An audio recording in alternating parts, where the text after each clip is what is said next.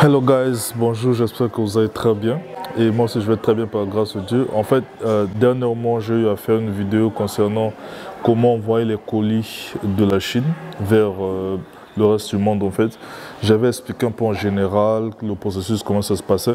Mais pour cette vidéo, j'aimerais me spécialiser uniquement sur comment envoyer les petits colis. Quand je dis petits colis, je parle par exemple des kilos par vol. Vous savez que peut-être 2 kilos, 3 kilos, peut-être plus, mais ce n'est pas par conteneur en fait. Donc comment est-ce que vous pourrez savoir estimer les coûts, les délais surtout, quel est le délai qu'il faut pour attendre vos colis si vous voulez acheter en Chine.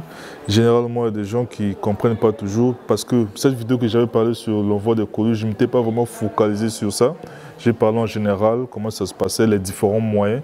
Mais ici, je vais maintenant être un peu plus explicite sur les différents, disons, le délai pour recevoir son colis, s'il faut envoyer les petits colis par vol ou bien par groupage. Alors, reste jusqu'à la fin pour que tu comprennes. Let's go!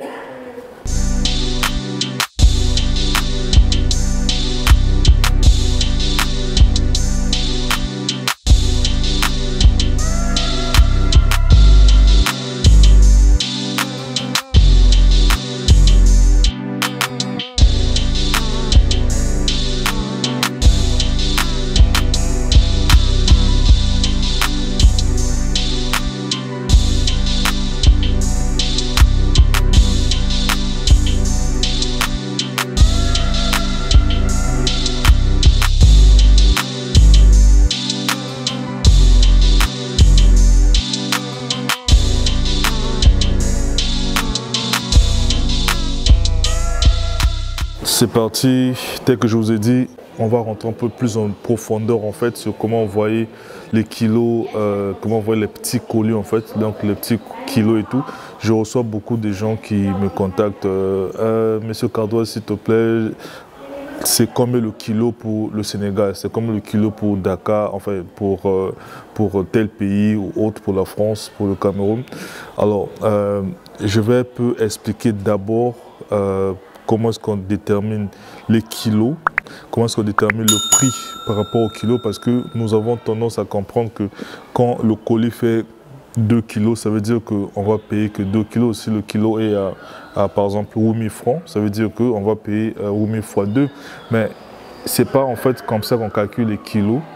Quand on parle des kilos, surtout quand il faut envoyer par vol, ça déjà vous le savez parce que je ne peux plus encore refaire la même chose que j'ai fait sur cette vidéo-là. J'ai expliqué correctement que quand on dit par kilo, ça veut dire que vous envoyez par vol. Mais si vous voulez envoyer par conteneur, on ne parle plus de kilos, on doit parler maintenant du CBM. Ça, on en a déjà parlé, il n'y a pas de souci. Alors, quand on parle de kilos, comment est-ce que les agences de transport déterminent les kilos en fait? C'est qu'ils vont mesurer le carton. Par exemple, la marchandise peut faire 3 kilos, mais le carton est comme ça. 3 kilos avec un carton comme ça et 3 kilos avec un carton comme ça, ce n'est pas le même prix. Donc, ils vont déterminer la taille, en fait, disons, le volume du colis. En plus, ils vont faire la proportion avec le poids du colis. Donc, c'est ce qui fera le kilo chez eux, en fait. Ce n'est pas seulement 1 kilo et puis c'est tout, mais ils vont voir aussi la mesure du carton et tout ça. Donc, c'est ce qui fait que ça devient très complexe de savoir exactement le coût du déplacement. Seulement comme ça, en fait, si on ne connaît pas encore le volume du carton, si on ne connaît pas encore ce qu'est l'intérieur aussi, parce que ce qu'est l'intérieur du carton aussi détermine également le coût du transport. Donc, quelqu'un qui va envoyer un téléphone, c'est juste petit en fait, et ceux qui vont envoyer les habits avec cette dimension, vous allez voir que ceux qui vont envoyer les habits, même si c'est un volume assez grand par rapport au téléphone, au carton du téléphone, mais ceux qui vont payer pour le téléphone paiera plus cher que ceux qui vont faire pour le carton des habits en fait. Et les habits aussi, ça dépend. Est-ce que ce sont des habits de marque chinoise? Est-ce que les habits de marque internationales, donc les brands, comme on dit, les grandes marques en fait, est-ce que ce sont les copies des grandes marques ou bien ce sont des originaux? Tout ça, ce sont des détails qu'il faut savoir pour déterminer le coût du déplacement. Puisque, par exemple, pour envoyer les copies, ça sera plus cher. pour envoyer les originaux, ça sera un prix normal, mais pour envoyer la qualité chinoise, il n'y a pas de problème. Donc tout ça là, c'est à savoir. Et il faut savoir aussi que les liquides ne passent pas avec les agences quand il faut envoyer par vol. Il faut savoir que les batteries ne passent pas non plus quand il faut envoyer par vol. Et tout ça, ça fait la complexité. Quand je dis ne passe pas, ça veut dire que le prix est traité autrement. Donc il faut d'abord qu'on reçoive le colis, qu'on essaie d'identifier chaque produit qui se trouve dans le colis et savoir par rapport à ce produit-là comment traiter le déplacement. Les produits à batterie, ça peut passer, mais ça soit très coûteux. Donc du coup, ça doit passer par DHL, ça doit passer par UPS et autres. Mais par contre, les produits normaux, comme les habits, les chaussures et tout, ça dépend de la marque, mais ça passe, il n'y a pas de problème. Donc si vous demandez par exemple, quel est le coût du colis, donc du genre 1 kg est égal à combien pour, par exemple, le Congo-Brazza, par exemple, pour la France, ça nous sera difficile de répondre à cette question parce que on ne connaît pas qu'est-ce que vous voulez envoyer, est-ce que c'est l'original, est-ce que c'est une copie, tout ça on ne connaît pas, donc ça sera très difficile.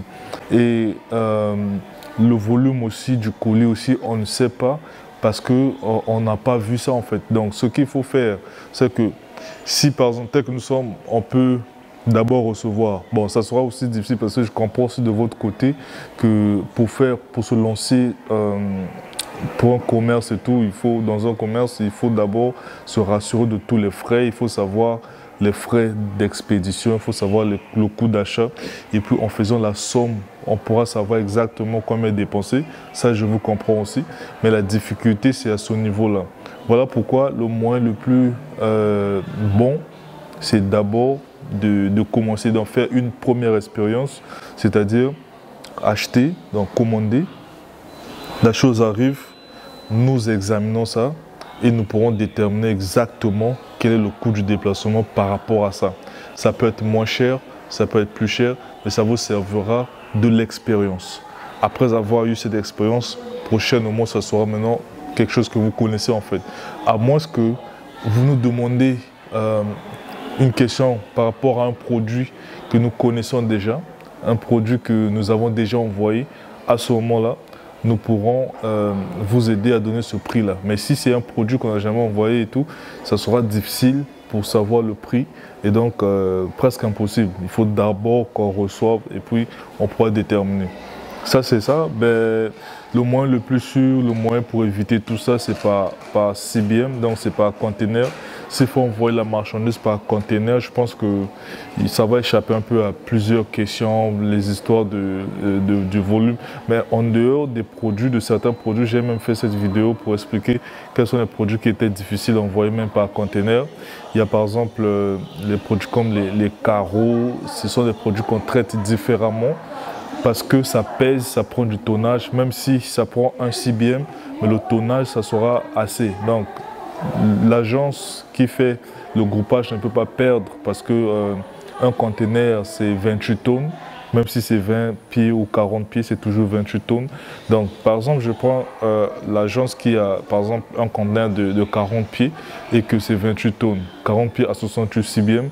Alors, lui ne peut pas dépenser 10 tonnes avec seulement les carreaux et puis vous payez l'équivalence de 10 tonnes. En fait, l'espace que pour on a 10 tonnes, alors que les carreaux c'est très petit, il y aura plus d'espace et il ne saura pas gérer en fait. C'est la complexité avec les carreaux. Mais c'est toujours possible, il y a un moyen qui cote ça. C'est plus cher que le CBM. Et donc, il y a même des frais qu'il faut payer depuis la Chine et puis il y a d'autres frais que vous avez payés à l'arrivée en fait. Donc ça, c'est très différent. Il y a d'autres produits aussi comme des machines qui pèsent et tout. Ça aussi, ça prendra du tonnage. Donc, en dehors de ces machines qui sont un peu spécifiques et tout, il faut, je pense que le seul moyen, le bon moyen pour envoyer la marchandise, c'est avec le CBM, donc par groupage. Par groupage, ça sera très bien. Vous envoyez 2 CBM, 4 CBM, autant de choses que vous voulez, ça va rentrer, même si c'est de la piraterie, de l'original. En tout cas, ça échappe un peu à tout ce que je viens de dire. Maintenant, le plus crucial des questions que je reçois, c'est le temps. Quelle est la durée pour recevoir les colis par vol? J'ai reçu une question en fait. Enfin, c'est quelqu'un qui ne comprenait pas, c'était pas une question. La personne ne comprenait pas du fait que quand je lui ai dit il faut attendre au moins 14 jours ou moins, la personne me dit mais comment ça, un vol qui fait 14 jours, donc elle a trouvé ça de très bizarre. Non, mais en fait, quand je dis 14 jours, c'est pas le colis, ce ne sont pas de vols qui transportent les gens, en fait. Ce sont les vols à marchandises. Et les vols à marchandises, ça ne va pas directement de la Chine vers ton pays de destination. Ça passe par plusieurs pays pour déposer les colis, ça prend encore les colis là-bas, ça continue.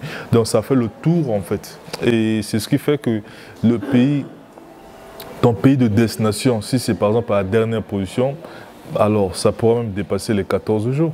Mais si ça fait partie des premiers pays où le vol va les descendre, alors là maintenant, tu pourras avoir la chance de recevoir même plus tôt, au lieu de 14 jours, peut-être 6 jours, peut-être 3 jours, peut-être même aussi 4 jours. Il y a eu des colis qu'on a envoyés par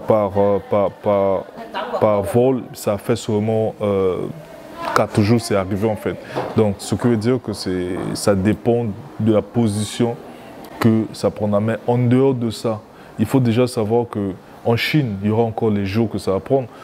Prenons le cas où tu commandes un produit dont le fournisseur doit d'abord produire. Donc, il n'y en a pas encore dans le stock. Le fournisseur doit d'abord produire. Donc, il doit prendre encore un temps, peut-être une semaine, peut-être 3 jours, pour finir la production. Dès qu'il finit, prenons le cas où il y en a déjà donc tu commandes aujourd'hui, il y a le produit. Mais après, il faudrait que il quitte, en fait, la marchandise quitte là où se trouve le fournisseur vers le transitaire, vers l'agence qui va envoyer la marchandise. Mais l'agence ne se trouve pas peut-être dans la même ville, puisque les villes qui fabriquent et tout, c'est très éloigné des grandes villes. Et donc, il faudrait prendre encore au moins 2 à 3 jours et parfois 4 jours pour que ça arrive en fait. Et tout ça là, il faut prendre en considération. C'est pas que tu achètes aujourd'hui, tu attends dans 2 semaines. Non, c'est pas possible. Donc après avoir acheté, il faudrait qu'on envoie la marchandise vers le transitaire. Le transitaire reçoit la marchandise et après ça, il doit aussi prendre du temps pour envoyer. Ce n'est pas aussitôt il reçoit la marchandise, il envoie le même jour. Non, il peut recevoir, puisque ce sont des cargaisons. On lui dit par exemple d'envoyer 500 tonnes, on peut lui dire d'envoyer peut-être, enfin j'exagère, pas 500 tonnes, mais 500 grammes, 500 kilos, 1 tonne, 5 tonnes et tout qu'il doit envoyer. Donc il doit remplir ça avant qu'il envoie. Ce n'est pas aussitôt reçu, aussitôt l'envoi. Avant, quand les gens voyageaient, quand les gens venaient, c'était comme ça, il n'y avait pas de problème. Donc actuellement, ce n'est plus le cas. Les gens ne voyagent plus, où on peut remettre la marchandise à un passager qui voyage. Ça va faire que peut-être 24 heures, le passager arrive et puis il remet la marchandise auprès de son client en fait.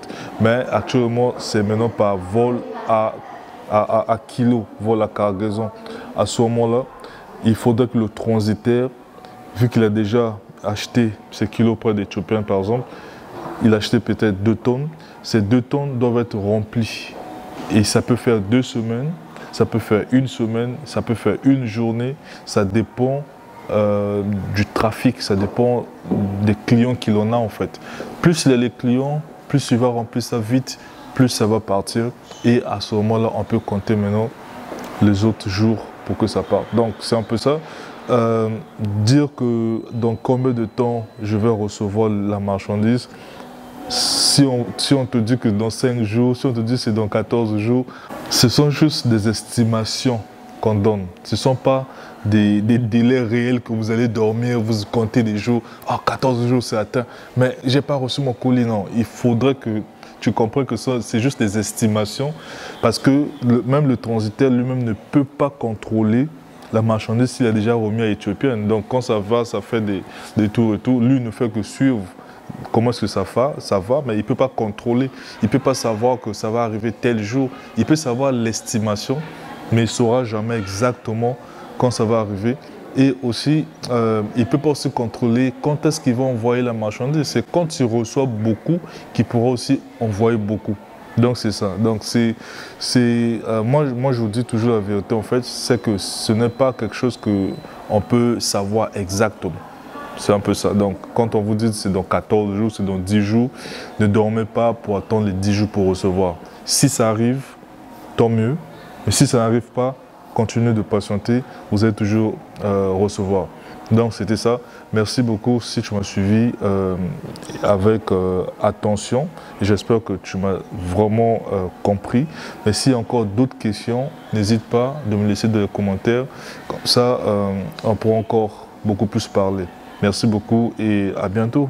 C'est Cardrol Bombi, ton expert du marché chinois.